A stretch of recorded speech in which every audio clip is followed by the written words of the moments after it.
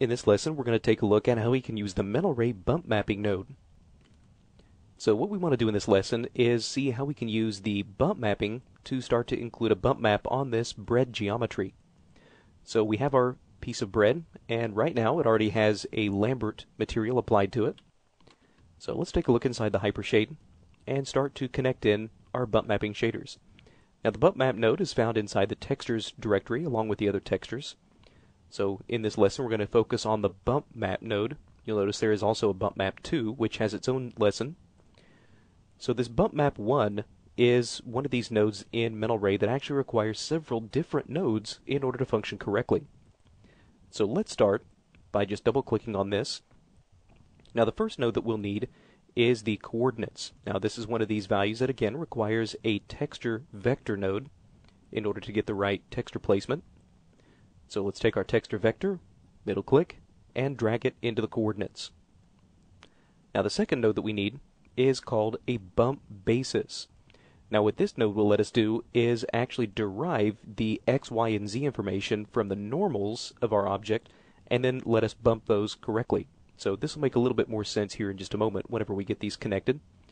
So to connect this, let's come into the bump map node, take our bump basis, middle click, and just simply drag it up into this node itself.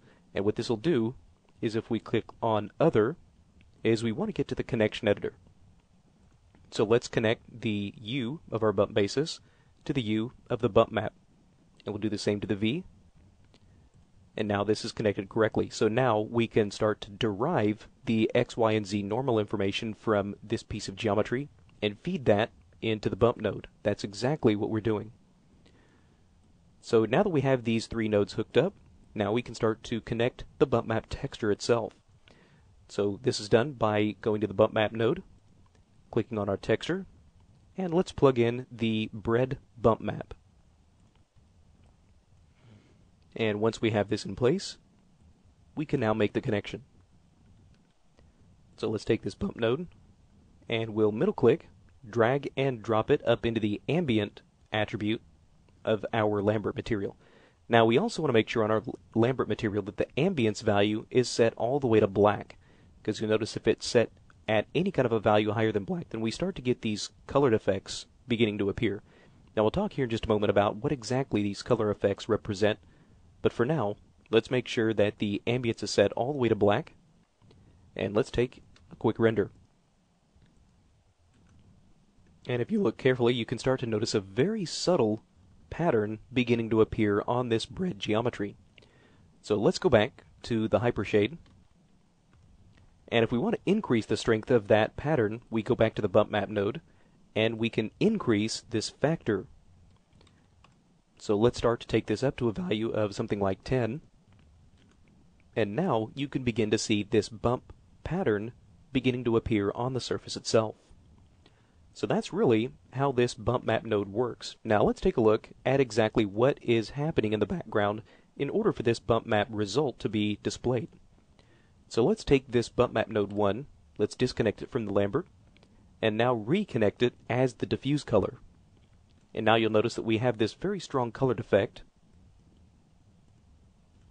And whenever we render, that now becomes very, very apparent.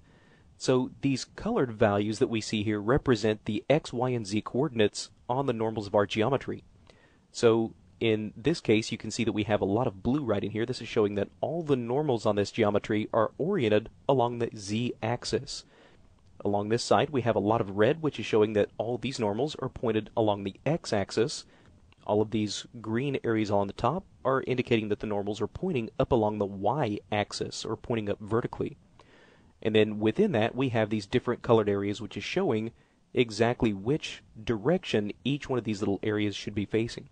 This is the information that the bump basis node is providing for us. So then, Mental Ray is able to read that color information and then use that to actually perturb these normals.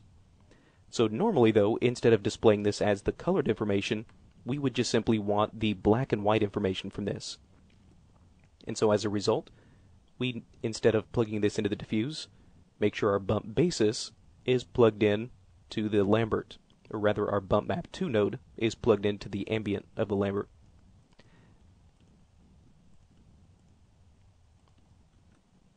So that's a look at how we can utilize this MIB bump map feature.